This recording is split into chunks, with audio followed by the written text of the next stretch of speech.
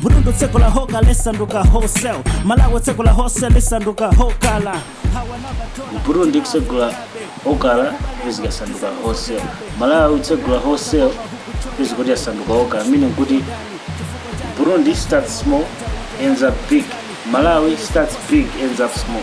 I think Malawi kunokuti tuonesese kuno kulika spirit kena kaya kuti kaulesi.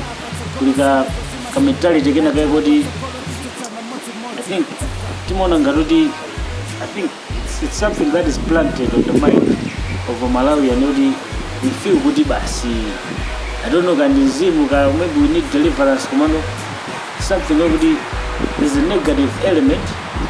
Attitude in Agudi, instead of going forward, what is about it to spirit of setback. So this morning my foreigners will come here and then they'll start small, end up big.